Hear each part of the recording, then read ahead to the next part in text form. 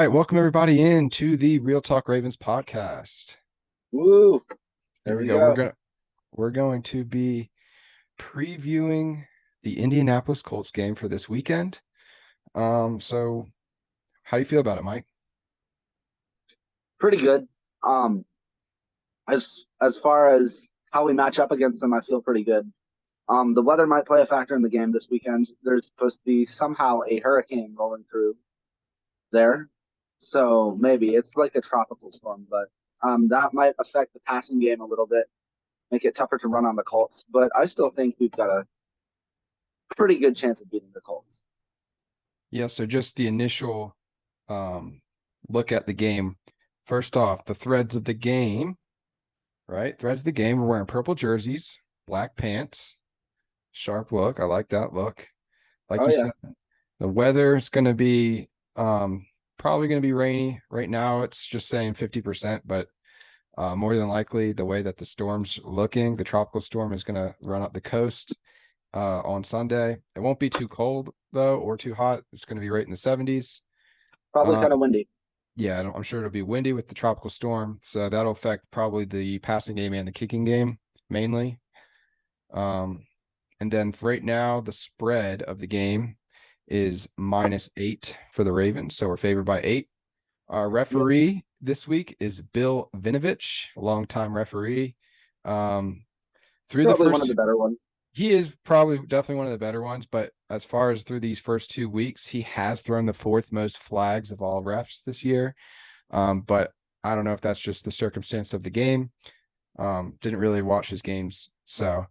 But one good thing we have going for us with Bill Vinovich, he refed our 2012 playoff game versus the Denver Broncos, otherwise known as the Mile High Miracle game. Mm-hmm. So that's pretty cool. Kind of crazy that he's been reffing all this time. Yeah, he's been in it for at least 15 years. So yeah. Well, hopefully that means that the result will be similar. A good win, a clutch win. Maybe yes, not an overtime win, but definitely. So injury wise, we surprisingly our Darius Washington, we had to place on the IR for the 4-week IR because of a I think chest he'll be back. injury. Yeah, because of a chest injury. Um, didn't really notice that after during the game last week at all because he played the entire game and completely finished the game. And wasn't really mentioned until I think Monday. Monday or Tuesday. I thought it was Tuesday because I Yeah. thought we got onto Monday and there were no through the presser there were no injuries. Right. So Yeah, Monday was weird because Harbaugh had not mentioned any injuries, and then Tuesday comes around and we find out our Darius Washington will miss at least 4 weeks. And Wednesday comes around. Well, actually, it might have been Tuesday as well. We find out that Justice Hill is going to miss the game because of something with his toe. It's like, where were these injuries the day before when we were talking about them? yeah, it Did they was happen in practice? Were they beat up? And, pretty strange timetable because they don't practice normally on Mondays anyways. So maybe they gave them that day off, and when they came back from that day off, that's maybe when they figured that out. So probably. yeah. The other signing that we did make was we did sign Kenyon Drake, former running back from last year, back to the practice squad since Justice Hill's injury news. So got a familiar face back. He had, I think, Yeah, about 500 yards rushing last year with us. So definitely it has doesn't. had some success with us. So elevated for Sunday would probably be Edwards, Gordon, and Drake then, right? That's what it's looking like because I think, if I'm We not don't have anyone else besides Keaton Mitchell. yes, right. Because the other running back that's on the practice squad is Owen Wright. Yeah. Okay. Um, So I'd feel fairly confident with that. I mean, Kenyon Drake doesn't really know the system, but I think he'll fit in fine. He probably won't touch the ball much anyway. It'll probably be just split between Gordon and Edwards. So expect a Gus Edwards heavy day. yes, definitely. Um, As far as practice, players that didn't practice though, still OBJ did not practice as of today, Thursday, which is not a good sign for him to play this week. Clowney didn't practice Wednesday because of an illness, but he did practice today on Thursday, so he's back, should be good. Duvernay's been limited with a shoulder injury, but he's still practicing. And then pretty much the rest of the people Odafe Owe did not practice with his ankle either today or yesterday on Thursday What's or the Wednesday. verdict with that? Have we heard anything other than it's not serious, quote unquote? Yeah, only thing that Harbaugh said was that it's not serious, but he also didn't give us like a legitimate timetable. He just said it wasn't serious. So, but the problem is for me, if you're not practicing on Thursday, it's You're not a missing at good least that sign. week. Yeah, it's not a good sign. So I'm gonna go ahead and say that both of those guys are doubtful to play. Marlon Humphrey didn't practice either, did he? No, Marlon Humphrey still has not practiced. Linderbaum and Stanley still have not practiced, and obviously Marcus Williams is not practicing. I'm looking at Linderbaum, Stanley, and Humphrey to probably come back week 4 against the Browns. Yeah, week 4 is Or against. sorry, Steelers. It's Steelers and Browns, right? Or is it Browns Steelers? I think it's Browns then Steelers. Yeah. So we'll be in Cleveland, then Pittsburgh, then we'll be in London, then we'll be at home against the Lions. So kind of a tough stretch coming up after this Colts game. It'll be important to get this win, but also important to kind of keep the guys who are on that teetering on the edge of unhealthy, like OBJ, like Marlon Humphrey, like probably Owe. Just keep them out for a week. We'll get the win. We should, unless something crazy happens. But I think schematically we're just a better team than the Colts, and I think that coaching will win out at the end if talent can't, which I think it will. We're going up against Gardner Minshew. They're going to have to pass the ball a lot because they can't really run it. And our secondary and our middle linebackers have been playing really well as of late, even with the injuries. So healthy Ravens equals more than likely win, in my opinion. So as long as we can just get these guys who are kind of ailing now just a week to rest, then I think they should all be back. Definitely by the time we go to London, but more than likely next week or the week after for Pittsburgh. Yep. You might see a couple next week and a couple the week after. I think Marlon probably next week. Otherwise, he would have been put on IR. Probably same with Linderbaum. And what's his Stanley? You might see another week with OBJ. That ankle did look kind of gnarly when he went down on it, but he did try to play through it. He finished out the entire first half, and then after halftime, he pretty much pulled himself out or was pulled out. But going to the other side of things, Colts at least are dealing with some injuries of themselves. Their starting center and guard, Ryan Kelly and Quentin Nelson, are both not practicing as of today, Thursday. That's scary. Yeah, so that's pretty good for us. Ryan Kelly, I'm going to say, is pretty doubtful because he did not practice with a concussion. So you know how seriously they take that. Speaking of concussions, the other person that did not practice is a huge key factor in this game is the rookie quarterback Anthony Richardson with the concussion from last Sunday. He still hasn't practiced, so it's pretty unlikely that he'll be playing.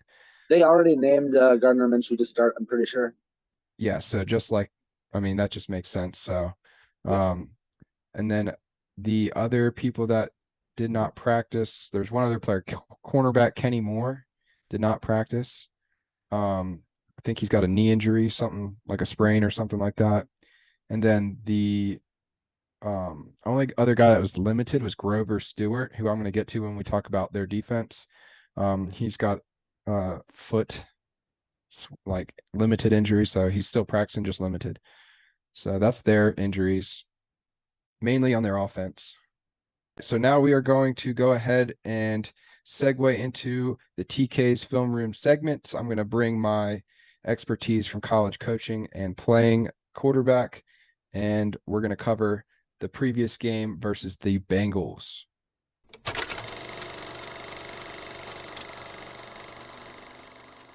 Here we are at TK's film room.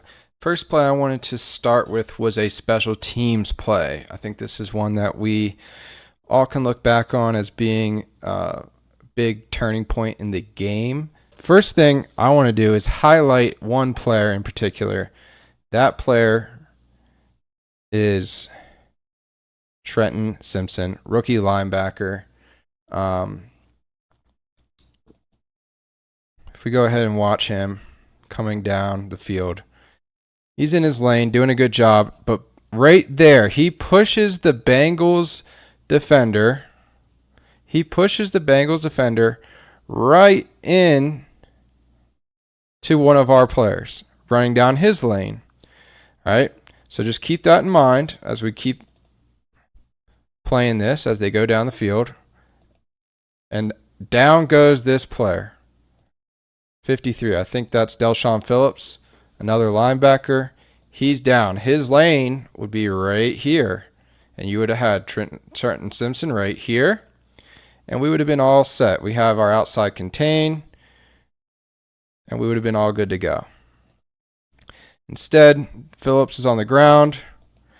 He causes a big dust up. And then they have an extra blocker. And Trenton Simpson isn't able to make that play. Phillips would have been there to make that play.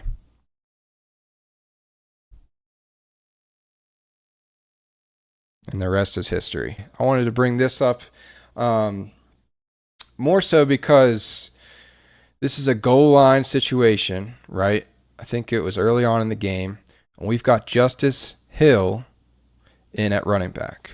So I want to show these back-to-back, side-by-side comparisons on why Justice Hill is not our short yardage back. When you think of a short yardage back, you think of someone that's going to be able to fall forward for at least a yard or two. Here we go.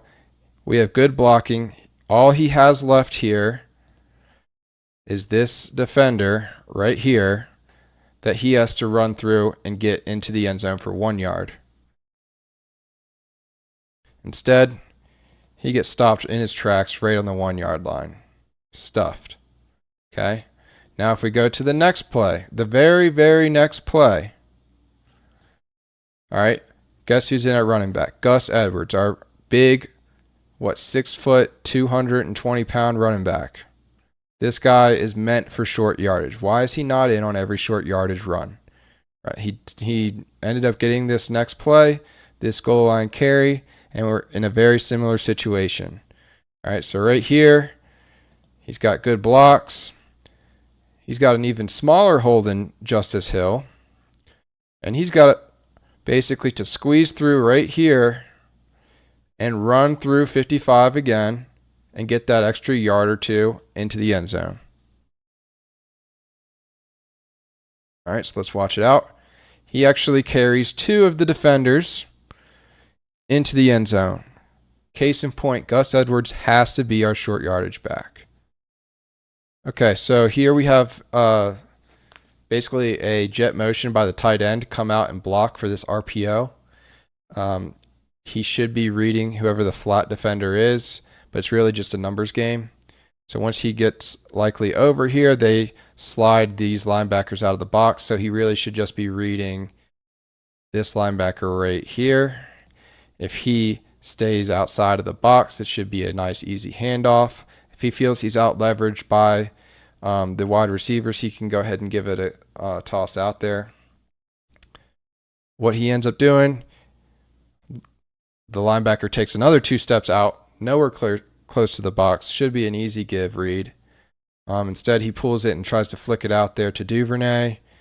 Really off balance with his feet and just throws a really poor pass into the ground.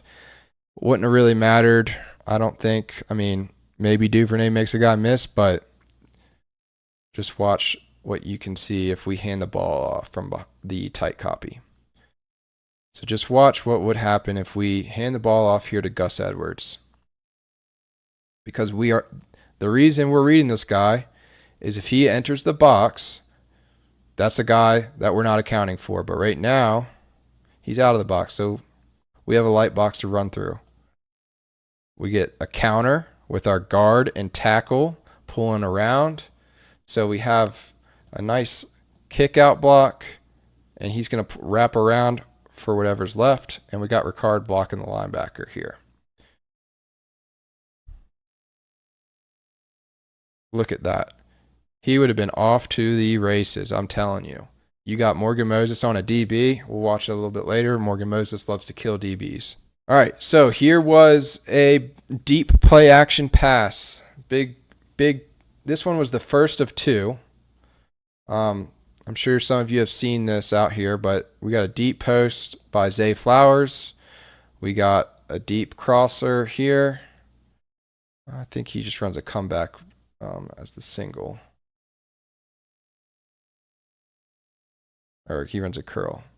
Anyways, right away, you can see Zay Flowers one-on-one, has the leverage. This is the home run ball, probably a touchdown right away. All right, but what we do is we still have Rashad Bateman running wide open on the crosser for a good 10, 15 yards. Hit him in stride. All right, we get a good solid 9-yard gain. All right, that was earlier in the game. Okay, so here we have that same post over concept that we did earlier in the game with that we hit Bateman on the 10-yard gain or so. But this is why Zay Flowers after the game, he came over to Lamar and he said, I was open. We need to come back to that. So we run it. We dress it up a little bit differently with the formation, but we're still getting to that post over concept. And let me tell you, this was probably the biggest play of the day offensively. So the over gets that safety to drive on that over to Bateman because he saw it earlier. And now we're able to hit one-on-one to Zay Flowers, and definitely didn't have the separation he did on the first play, but look at this catch off the helmet. He forgot it was not college rules and flexing. All right, here I want to highlight right tackle Morgan Moses. Watch this. He does this on this play almost every time we run it to his side. He's going to be arcing out here to take on a DB. So he's coming right away on the snap. He's arcing out for a DB to just come and obliterate. With his size versus a DB, it should be that every time. And I can tell you, he is having fun doing this. Watch him out here. Boom. Taking out DBs. Lifes. All right, so one thing that I noticed throughout the game was Monken was really heavy into his motion game. Almost every play offensively had a motion attached to it. So one that I really liked here was the Zay Flowers. This is what I would call an orbit motion. He's going to motion out to basically a swing route, and it becomes an RPO. All right, this RPO, you're reading that defender right here, he's blitzing. So if he's blitzing, it should be a pretty much pull and throw because we have 2 for 2 out here. And then we're basically one-on-one with the safety. And I'll take my chances with Zay Flowers one-on-one with the safety. Now, we do need to make sure that these blocks hold up. We have to do a good job on the perimeter blocking. But easy pull and throw. Bateman gets tossed to the side by the corner, but it's okay because we have the human joystick. He makes a miss, and we get 10 plus yards. If he doesn't have that, if we do a better job blocking on the perimeter, it's probably even more. All right. This is the same play. I just wanted to show, look at Lamar Jackson's arm angle here. He is throwing that around this blitzer at almost a complete sidearm delivery. Not many guys can do that. All right, so here we have an unbalanced formation with a tackle over. So what we have is Isaiah Likely is in basically a right tackle position right now. And we brought over Morgan Moses to be our left tackle, and McCary bumps out to the tight end position. Okay, so we've got 1, 2, 3 offensive linemen to the left side of the center, plus Patrick Ricard in the backfield. Tell me, who would want to play defense against that side of the ball? And look at what this play just does. This is just a straight power. Pulling Zeitler through, kicking out with Ricard. And, I mean, Gus Edwards has nothing but green grass there. That's a nice 20-yard game in one of the drives toward the end of the game. the big thing that I said before the game was I wanted to make sure, or I wanted to, Monken to make sure that we ran some QB design runs. So here we've got Duvernay in the backfield, something that I think we'll see a little bit more of this week with Justice Hill being out. He's coming across on a wide zone, all right, and Gus Edwards is his lead blocker. What we're going to do, Lamar is going to read this defensive end. If he can take away Duvernay, he is going to pull it and run quarterback counter back to the left, because we're going to have a block back here, right? And we're going to pull with these two like this. Okay, so watch what Lamar does. He's reading 96. 96 stays at home, so Lamar pulls it. And look at this. We have a hat for every single person. Blocked out. He's getting kicked out. Blocked out. Blocked out. If Lamar doesn't squeeze through here and he's just one-on-one with the safety, it's probably a house call. Lucky for them, they made a good play, undercut Moses, and got a piece of Lamar's leg right here. Otherwise, man, we would be off to the races. We still got a really good gain of about 6 or 7 yards, though. All right, now let's talk about defense. Mainly today, I just wanted to talk about a few players that really stood out to me. Not as much of the concepts of the defense, but specifically on our front. So right here, Michael Pierce. Watch what he does. He did this multiple times the other day, but he's taking on a double team with the guard and center, or the guard and tackle. He gets upfield and stands his ground. He's got full extension on the tackle right now, the right tackle who's coming down on the zone. And he's able to just shove two of these linemen off and take the running back on at the line of scrimmage. There's not too many defensive linemen that are making that play. All right, here's an example of just being a little bit over aggressive. I want to highlight Kyle Hamilton here. All right, so what we're doing here conceptually is we're rolling to a 3 deep zone because we're going to bring pressure off the edge with our nickel. So he has the blitz. Kyle Hamilton's responsibility is the flats coverage. Our safety Stone is going to roll back to the middle of the field, and he's got deep thirds as well. So what ends up happening is Hamilton sees the run fake and doesn't see Burrow with the ball in his hand, so he is being way too aggressive inside toward the running back. So what ends up happening is Mixon is leaking out here to the flats, and that's Kyle Hamilton's responsibility. He completely over pursues the run play and the run fake and gets out leveraged by Mixon by a lot, and it becomes a really, really big play. So Hamilton's just got to read his keys a little bit better there.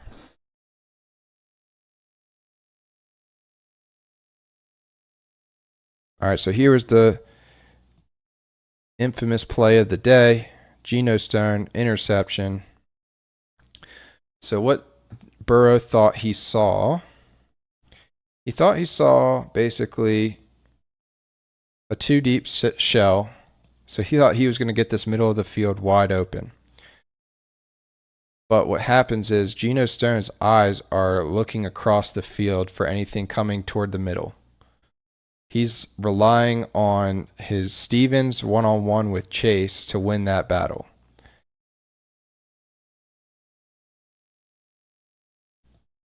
So right away, he's kind of also reading Burrow's eyes. Burrow is completely looking to the right side of the field, so Stone knows, okay, I can still hold my ground, but I think something's coming toward me in the middle.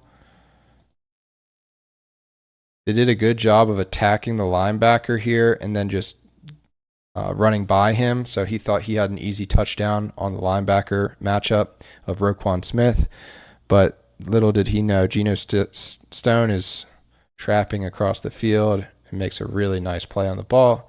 And then everybody was like, oh no, Geno Stone, why are you running out of bounds here? All right, look at this, though. He's got another lineman right here, 3 or 4 more players over here. If he cuts it back, yeah, maybe he gets a few more yards, but we all know Geno Stone is not a freaking track star by any means. So I'm okay with him running out of bounds, making sure he doesn't fumble, and we get the ball on offense. So all in all, I think it's a good play. Okay, another defensive front player that I wanted to highlight here was Jadeveon Clowney. Coming off the edge. One thing you should notice is Clowney is lined up pretty wide. He did this quite a few times this past game where he's lined up in that wide 9 stance, like he's in a sprinter stance, coming off the edge. I don't know about you, but if I'm a quarterback in the NFL and I see that, that is not a good sign. Clowney is one of the freakiest athletes of this generation. So him coming off the edge here. Look at his hands right here, his hand placement. He's able to rip through this arm so the tackle cannot get on him, and then just use his hands to just toss him out of the way. And then it's just, he causes Burrow to jump up into his line and get stymied, and then is able to come back on and in on him and make the nice easy sack. And the next play, Clowney again. This is toward the end of the game. Clowney pressures Burrow. He gets right off the edge, gets the arms off of him from the right tackle, and he hits Burrow while he's throwing it. Hits him right in the arm. Really inaccurate pass. Luckily, it wasn't intercepted for him. He threw it toward a double covered receiver. If we weren't in man coverage, if we were in a zone, it probably would have been easily intercepted, but luckily nobody saw the ball coming. So here I want to highlight Travis Jones, second-year defensive tackle. All right, so he's going to get double-teamed here, and just look at how much of a force he is. He's taking on a double team, gets off both, and he just becomes a huge bear. I don't care who you are. Travis Jones takes up 2 gaps any day of the week. He was a beast. And we're back from the film room segment. I really like that we added this segment. I think it brings something unique that some of the other Ravens channels don't necessarily have. Yeah, I think mainly the people that do focus on film room only focus on film room, and then the people that usually focus on the podcast only focus on covering the Ravens news and stuff. So I think us having a little bit of both brings in a little bit of diversity. For sure. So let's go ahead and talk about the offensive keys for this week. Offensive keys. Establish the run. It's going to be tough against that D line of the Indianapolis Colts, but in a rough weather game, we're going to have to find a way to get the ball on the ground. We're going to have to hold on to time of. We're going to have to dominate time of possession, and we're going to have mistake-free football. Passing would be like screen passes. I would consider that part of the run game, even though it's not. I would look for Duvernay. I would look for Zay Flowers in the screens. Look for the RPO. Lamar's going to run some and feed Gus Edwards. Yeah, so it's a little bit of a scary matchup for a rain game because the Colts defense is their strength is their defensive front and the run defense. They have the number 1 rush defense for the first 2 weeks. They've only allowed 1 explosive play, and that was to Travis Etienne in week 1. He had like a 20-yard rushing touchdown. But versus the Jaguars, they only allowed 3 yards per carry. The Texans, they only allowed 2 yards per carry. And that defensive front has some big names on it. The 2 that I noticed just from watching the film that really stood out were DeForest Buckner and Grover Stewart in the interior D-line. I know they were going against the Texans, whose offensive line is terrible, and we showed that in week 1. But they had their way with them. They were in the backfield almost every play. And not only are they good on the run game, they had 8 sacks through the first 2 weeks. So they are getting after the quarterback. I know they played the Texans in week 2, but they also played Jacksonville in week 1, who's definitely a good team, and they had them on the ropes. So I'm not going to take this defense lightly. I think that's the strength of their team. they still have, along with those two, they still have Kwity Paye on the edge and Samson Ebukam they signed in the offseason. And Let's then they not still have forget. Shaq Leonard inside linebacker.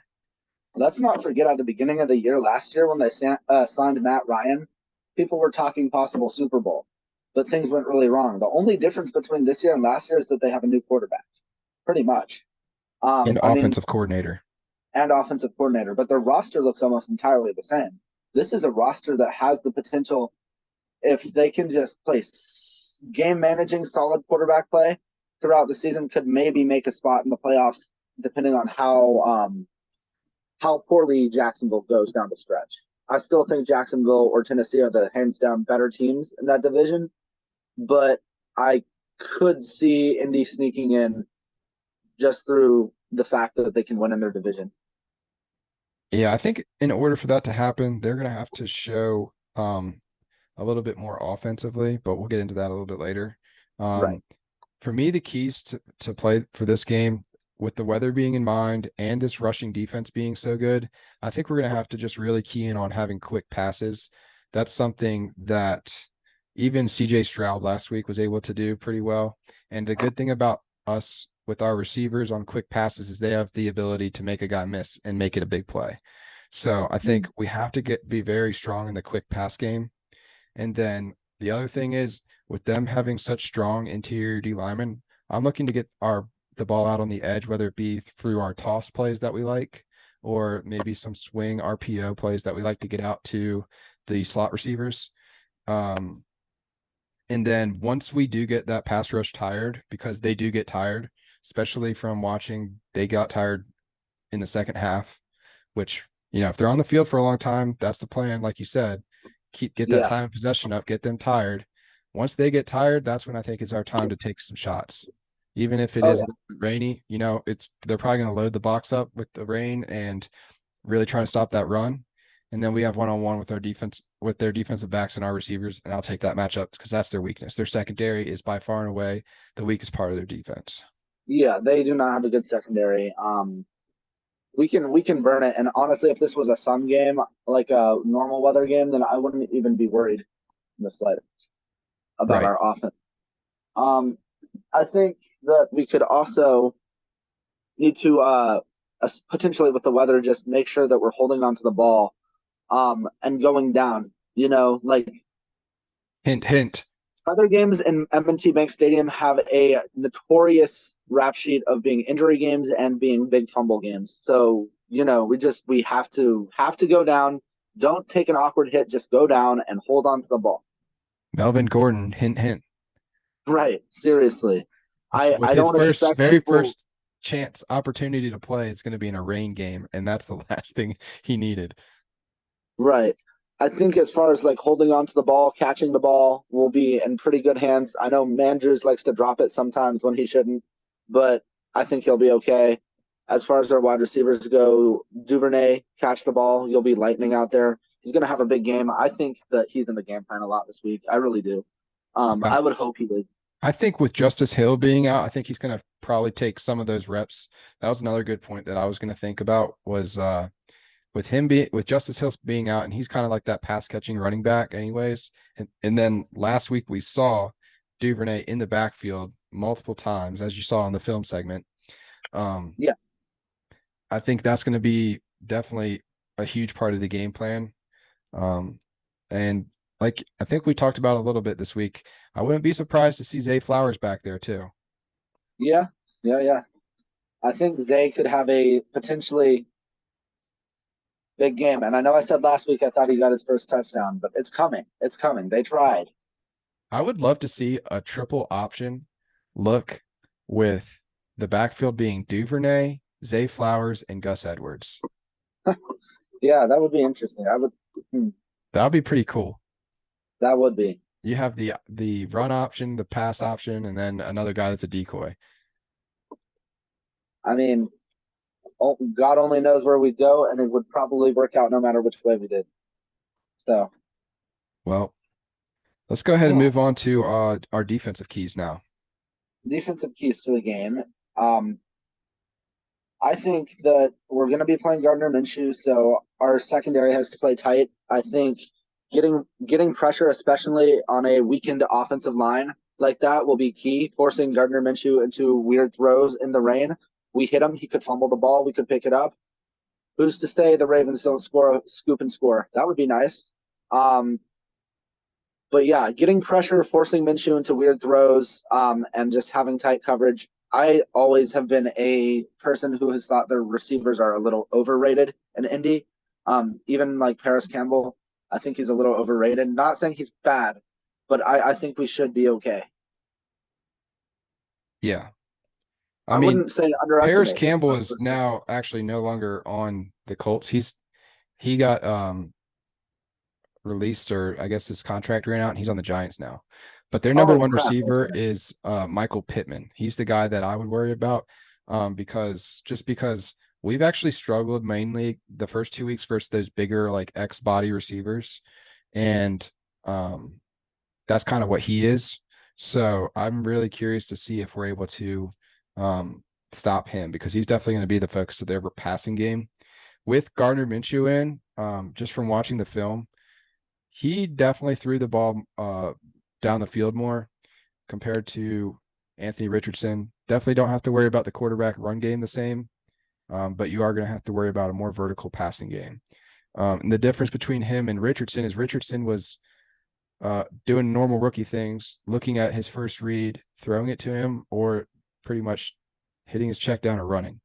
Whereas Minshew, he's going to be able to go through a full field progression, hold on to the ball. Right. But with that, he's going to be more susceptible to taking sacks because he's holding on to the ball longer in the pocket. So versus this injured Colts offensive line with their starting center and guard, the two of their best offensive linemen, I'm going to look for Matabike and Michael Pierce to have a big game this week. I think one of them are going to get at least one sack, maybe two. Who is RB1, by the way? Zach Moss is RB1. Zach Moss. He actually did really well last week versus Houston. Funny thing is they do have former University of Maryland running back listed as their second running back, Funk. So he's coming as a hometown guy, but yeah, definitely the focus is Zach Moss in the run game. If you stop him, I think you stop this offense, because Minshew, as we've seen throughout his career, has been very susceptible to throwing interceptions. He's a high interception guy. He likes to risk it and be aggressive throwing the ball down the field. If Rock Yastin can play the way he played the other day, then he could have a pick. I think Geno Stone could maybe have another pick. And you know, another thing that the Colts, they like to do is play with their tight ends a lot. I've noticed. So maybe we could have like a middle linebacker make a play or two as well. Yeah, I think they're definitely going to have to. I saw a lot of 2 tight end sets with them. They were doing a lot of 12 personnel with 1 running back and 2 tight ends. And so, the main reason for that is obviously for the run game, getting those bigger bodies into block. But they like to hit those guys on quick passes a lot too. So with the Eagles offensive coordinator coming in, Steichen, he's going to do some RPO game. But for me, the key to the game is stop the run. That's got to be the key. Yeah. With 2 missing offensive linemen and a backup quarterback in, stop the run, and it's in the rain. And then with the backup quarterback being in, confuse the quarterback with exotic blitzes. I think McDonald is going to do that just like he did in week 1 with a lot of those different exotic blitzes. He didn't really do much last week because it's Burrow. Burrow's going to eat you alive if you do that. So I think you're going to see a little bit more of what we saw in week 1 with those blitzes. And I think we're going to get after the quarterback and hopefully get a sack strip, giving us some good field position. I can definitely see that happening this week. And just remember, while watching this game, the Colts always give the Ravens a tougher time than we expect them to. That's always a close game. I'm thinking back in 2020, that Phillip Rivers game, they had our number all day. 2021, the game where we had to come back. Even all the way back in like 2016, 2017, back when we would play Andrew Luck. We've always had to rely on a late game comeback for us to win the game. So hopefully we don't have to do that this week. The only time I really ever remember dominating Indianapolis was when Jacoby Brissett was there. Yeah. So just, expect a tighter game than maybe what it looks like on paper. Definitely. Understand and respect that the Colts have been overperforming, in my opinion, and that they could continue to overperform. They're a young team, strong defense. DeForest Buckner is one of my favorite guys in the league. Very disruptive. Yeah. So just, even though we should win, respect the fact that they very easily could have us if we're not on our game. Yeah. I think it's going to be a little bit tougher than it should be, especially with the weather. So let's get into Yeah, our predictions with that. So you got any bold predictions for this week? I've got bold predictions and I've also got an announcement. Starting next week, we will have a very new bold predictions segment with myself. I'm very excited to debut it. But for this week, my bold prediction is that Lamar Jackson will run for 100 yards and 2 touchdowns. All right. My bold prediction, I have two. Zay Flowers is going to get 7 or more receptions and his first touchdown.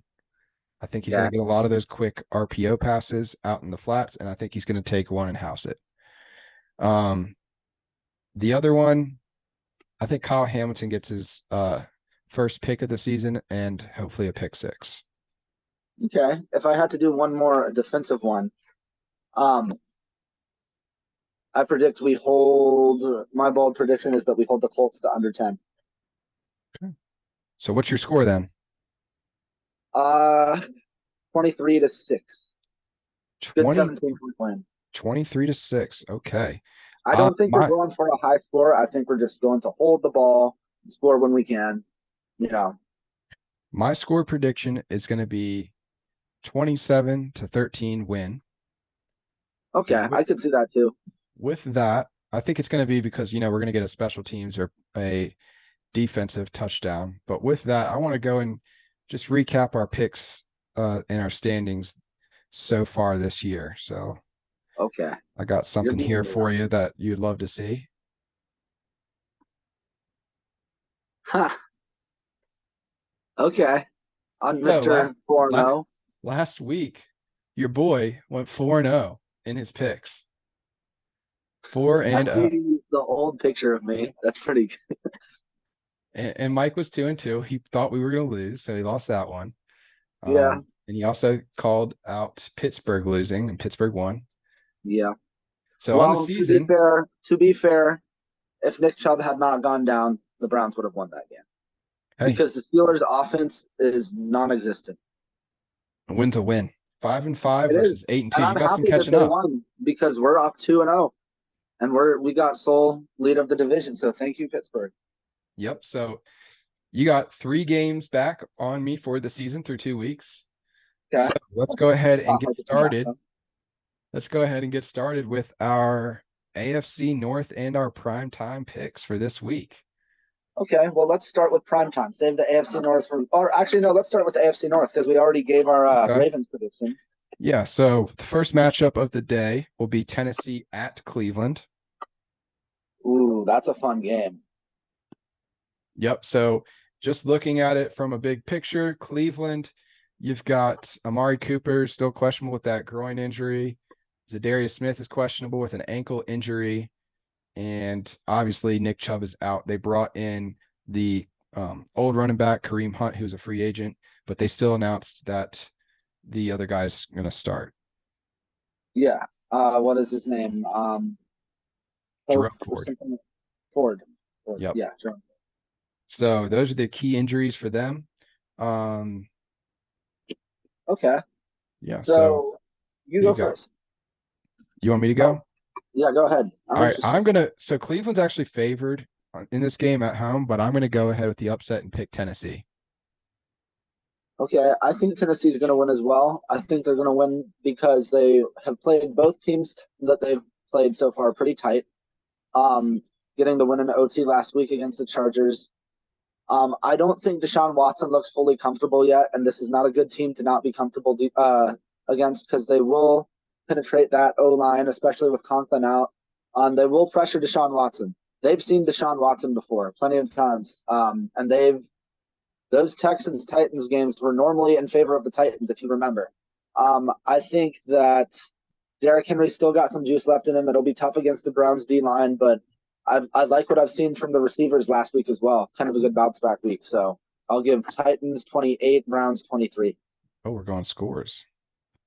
Oh, were we not? I didn't. I just picked Tennessee. Oh, okay. I gave my ESPN Sports Center analysis. There you go. All right. So the next game that is division is on Sunday Night Football also. It's going to be Pittsburgh at Las Vegas Raiders. God, that's disgusting. Why do they keep giving the Steelers primetime? You know that terrible towel is just waving around no matter what stadium they're in. It's in Vegas? It's in Vegas. Okay. I'm going to say Pittsburgh 23, Vegas 10. Pittsburgh's defense is too good for that weird Vegas offense to be good against all night. I think that kind of like the game the other night, you just see one or two defensive scores be the difference between an otherwise very even game. Kenny Pickett might have a better game because the Raiders defense really looks bad. What's happening with Chandler Jones right now? Is he even going to play? He is. I think they have him on like the non-football injury list or something like that. Right, because of all of the issues they're having. They said they're taking care of him with his mental health. Yeah, well, good. He needs it. I hope he gets all the help he needs. Yeah, I'm gonna go Pittsburgh in this one. Yeah. I do think it's going to be pretty close. I think the difference is I think the Steelers' offense steps up this week. I think they are going to have to find a way to feed Pickens because last week they weren't able to do that, and I think that's their only way. But I hope that I mean their run game's abysmal too. So I mean they're literally they're the most one-dimensional offense probably in the whole AFC North. Definitely. I'm kind of on the fence about the reason I'm choosing them is purely because of Mike Tomlin. I think the defense has something to say. And their defense, but I think Mike Tomlin's going to have them ready in a primetime game, just like they did last week. So then the next game in division is also primetime. The LA Rams at Cincinnati on Monday night. Is Burrow playing? That's the big question. Most likely. He's questionable. I'm going to say no. You don't think he's going to play? I do not. I think it's wise if they rest him. I think that no matter whether they start Burrow or not, I think the Rams win. And the Bengals are also losing their starting safety. Well, he's also questionable with a concussion, which means he'll probably be out. I don't know, man. Joe Flacco got rocked that 1 week and only missed 1 week. All I know is the Bengals rush defense has not been great, and the Rams rushing offense has been pretty darn good. So to me, I'm going Rams. Yeah, I think Rams win a close one, 17-10. Wow, we're perfectly aligned on our picks this week. I know. We got to have something different. All right, last one is the second doubleheader of Monday Night Football. Game? What? Are we picking tonight's game too? Oh, I guess we can since we're shooting it before. Let's go ahead with this second part to the Monday Night Football. Philadelphia at Tampa Bay. All right, I'm going to go ahead and go first. I'm going to say Philadelphia handles business here. I know they didn't look great versus Minnesota, and they definitely have some defensive issues, but I don't think it's going to be enough for Tampa Bay to score more than that Philly offense. I just think Philly's too good of a team to lose to Tampa.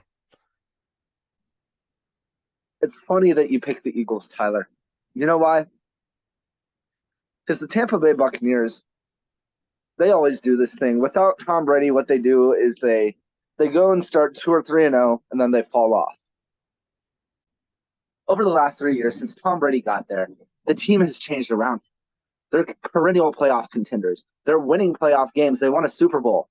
You know, last year, even with terrible quarterback play from the GOAT, they still made the playoffs and hosted a game. Now, Baker Mayfield's not Tom Brady, but if he can be a game manager the way he has, the Buccaneers look sharp. They've got a good defense and an underrated offense. Mike Evans has been going off this season. And after all that said, I still think the Eagles are going to win because they're the better team and, in my opinion, top 2 in the conference. Yeah. Eagles 48, Buccaneers 7. Not even close. Yeah, I mean, yeah. I mean, you really talked those Buccaneers up, didn't you?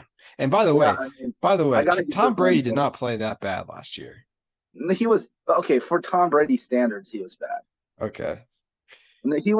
He still probably would have gotten most teams to the playoffs. Like you got that Tom Brady on the Lions, they would have been a playoff team. Yeah, just looking here though, one thing that does concern me with the Eagles, Devontae Smith is listed as questionable with hamstring and thigh injuries. And Okay. so is Wes Watkins with a hamstring injury. So that's two of their better receivers. Um, so something to keep in mind. Okay. But yeah, I think the Bucks. Let's see, do they have any injuries? Yeah, Buccaneers really don't have much besides Chase Edmonds being put on the IR. Yeah. That was this past week. I think he tore his knee. So unfortunate. Yep. By the way, breaking news: Trayvon Diggs' ACL is torn. He will be out for the year. It sucks because it didn't even happen in a game. It happened in practice. Those are the worst. So those non-contact injuries. I bet you they were practicing on turf. Guarantee it. Yeah, it's the Cowboys. Yep. So State of the art, right? state of the art. So Well, next up, we're going to talk about the Thursday night football game that's happening tonight. It's going to be the Giants at San Francisco for San Francisco's home opener.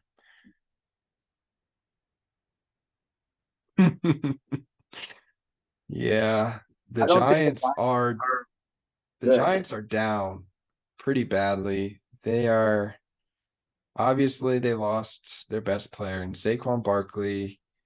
Um, I want to say they've lost a few other guys too. Yeah, they've lost their starting tackle. Andrew Thomas is out with a hamstring injury. Their starting guard, Ben Breedson, is out with a concussion. This is going to be one of those games. Their edge rushing starter, Azeez Ojulari, is out with a hamstring injury. So, yeah, they've been hit pretty badly with the injury bug. I'm calling it right now. This is going to be one of those games. Game kicks off. The Giants score on their opening drive. They have the 49ers on the ropes. The game goes to halftime. Giants 17, 49ers 6. Something crazy like that. Come out in the second half, the 49ers start to catch a rhythm. It's like pretty close. We get to like maybe 23-23. 49ers have the ball. They go up 26-23. And then with like a second left, the Giants have a 60-yarder to tie it, and they miss and lose. It's going to be one of those games where the Giants overperform but still lose in the end. Nope. It's going to be a blowout. It's going to be a massacre. 38-14. Final score. San Francisco. Well, I hope for entertainment's sake I'm right. But I still think the 49ers win. Hey, guess what? I'll still be losing by 2 next week no matter what. Let's just say instead of watching the Thursday night NFL game, I will be watching the Baltimore Orioles and At the Cleveland Guardians at 7:05 p.m. Let's start this Cleveland rivalry a couple weeks early. Yeah. So, like me and Mike have been saying, this is the road to 100, trying to secure that first seed in the playoffs with our O's for the I don't think first you guys time. understand. Home field advantage in baseball is probably the biggest sport to have home field advantage when it comes to the playoffs. It really is. There's nothing like being able to win at the bottom of the ninth, or just like have that extra inning to tie it if you need it. And having mostly your home fans there and a playoff atmosphere. Yeah, that stadium, Camden Yards, will be electric in the playoffs. I cannot wait to see that. Get our tickets, Tyler. Are you going to be flying out here? So, funny thing is, apparently, if you wanted to buy a World Series ticket right now, you won't get charged right now, but if you wanted to put your name in for it, for the third baseline, $9,000 a ticket. Okay, well, You I'm want to just know what behind home plate is? 25,000. $80,000. Okay, who has that money, bruh? Why do they make these games so damn expensive? Like, I get that they're the finals, but like, you want the actual fans to be there. This is just letting like all the business owners and the special interests in, and then no one else gets to go watch the games. It's like either you have to be a fucking millionaire to go see your team play at home in the World Series, or like just be a family member or know someone, or like win a ticket or Yeah, something. You I know, wonder what the nosebleeds are. If I had to guess, that's probably like at least a couple $100 just for a nosebleed ticket. $500-600 for top row probably. Yeah, so anyways, I'll be kicking back on the couch watching it from the confines of the living room for free with my food and my beer. And yeah, so let's go O's. And I Yeah. think that wraps up the preview episode for the Indianapolis Colts. All right, everyone, enjoy a huge weekend in Baltimore. We got our O's playing 4 games at the Guardians today and the next 3 days after. And then we've got the Ravens, of course, hosting the Indianapolis Colts in a tropical storm. God bless America and God bless our Baltimore Ravens. We've got this. Let's get to 3-0 and let's be healthy. Let's go. Go Ravens, go O's. Peace.